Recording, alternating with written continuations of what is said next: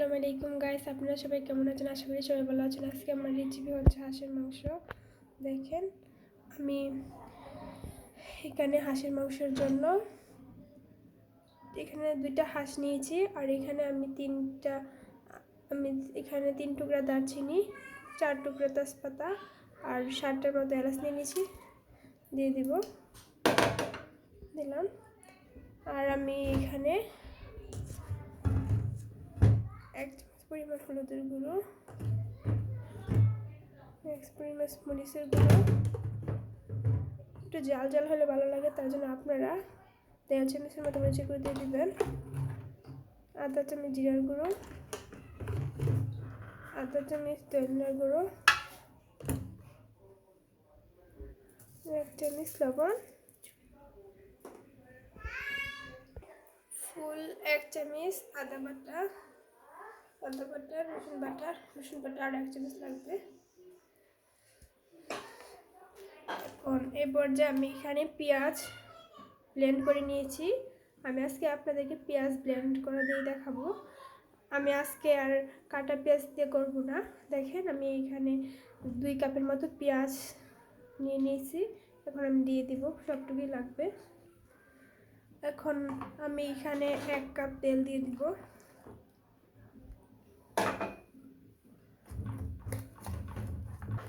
এখন ভালো করে মাখিয়ে আমি এখানে আরও 1 কাপ সরিষার তেল দিয়ে দিলাম।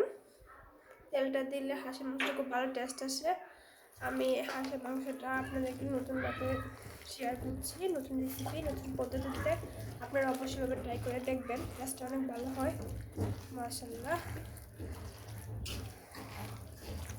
শীতের সিজনে হাঁস খাওয়াটা হচ্ছে আলাদা মজা। দেখেন, আমার মাখানো হয়ে গেছে। এখন আমি 5 থেকে 10 মিনিট এখন ঢেকে রাখবো। তারপরে আমি এটা চুলায় বসিয়ে দেব। 10 মিনিট পরে চলে আসলাম। এখন আমি এখানে 2 চামচের মতো সয়া সস অ্যাড করে দিব। এটা হচ্ছে একটা স্পেশাল, আপনারা এটাই অবশ্যই করবেন বা স্কিপও করতে পারেন। এটা দিলে টেস্টটা একটু ভালো আসে। এখন আমি চুলায় বসিয়ে দেব। আমি হাঁসের মাংসটা চুলায় বসিয়ে দিলাম। এখন আমি 4 থেকে 5 মিনিট ঢেকে দেব। ভালোভাবে মশলাটা কষানো হয়ে গেলে পরে জল দিয়ে দিব।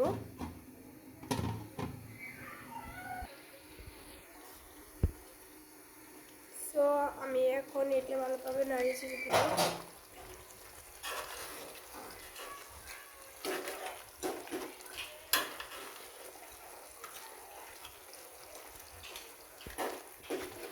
নাড়াচাড়া হয়ে গেছে। দেখেন, এই পর্যায়ে আছে আমার মাংসটা। আমি এখন আবার ডেকে দেব। তো এখন আমি চলে আসলাম, নেড়ে চেড়ে দেবো।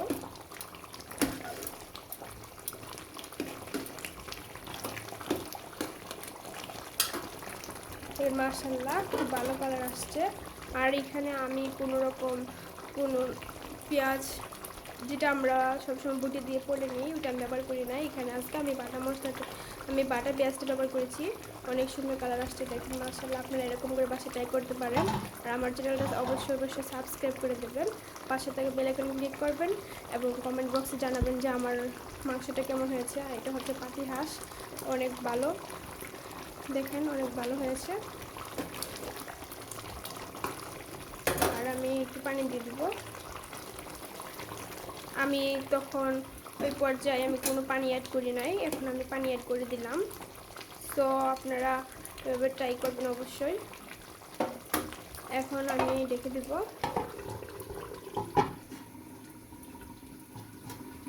সো দেখি চলেন, এখন হাঁসের মাংসটা কোন পর্যায়ে আছে। দেখেন, বাজা হয়ে গেছে। এখন আমি তো প্রথমেই বলেছিলাম যে আজকে হাঁসের মাংসটা স্পেশাল। দেখেন, এখন আমি এই যে পেঁয়াজ রসুন, এটাই হচ্ছে আমার স্পেশাল।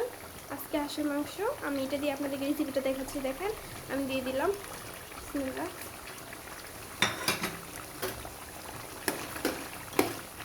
তারপর নেড়ে ছেড়ে দিব।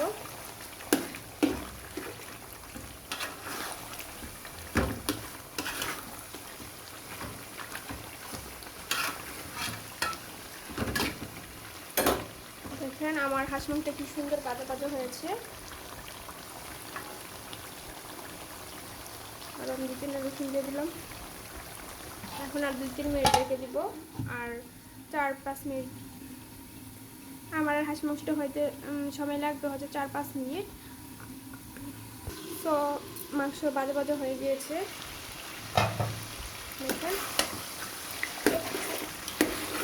আমি এ পর্যায়ে ঝুল দিয়ে দিব। বিসমিল্লাহ।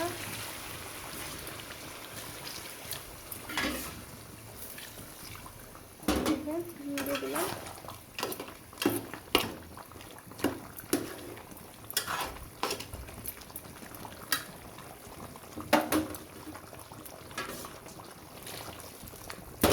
তিন কাপের মতো ঝুল দিয়ে দিয়েছি।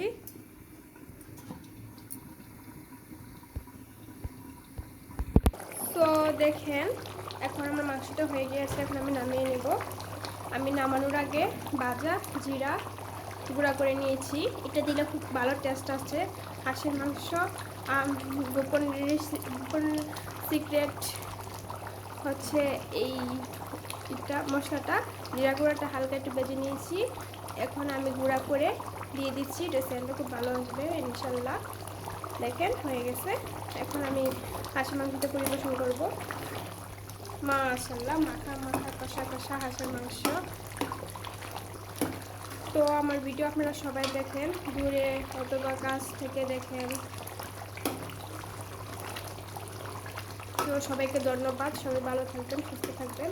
এখন আমি এটা পরিবেশন করে নেব। মাশাআল্লাহ হয়ে গেছে। দেখেন আমার হাঁসের মাংস হয়ে গিয়েছে। দেখেন মাশাআল্লাহ কি সুন্দর হয়েছে, সফট আর নরম তুলতুলে, খুব জুসি জুসি। তো আপনাদের যদি আমার চ্যানেলটা ভালো লেগে থাকে তাহলে অবশ্যই সাবস্ক্রাইব করবেন, পাশে থেকে বেল আইকনে ক্লিক করবেন, লাইক করবেন, কমেন্ট করবেন, শেয়ার করবেন। আর অবশ্যই সবাই আমার পাশে থাকবেন। সবাইকে পাশে থাকার জন্য অনেক অনেক ধন্যবাদ। সবার জন্য শুভকামনা রইল। দেখেন অনেক সুন্দর হয়েছে মাশাআল্লাহ। সবাই আমার জন্য দোয়া করবেন। আসসালামু আলাইকুম।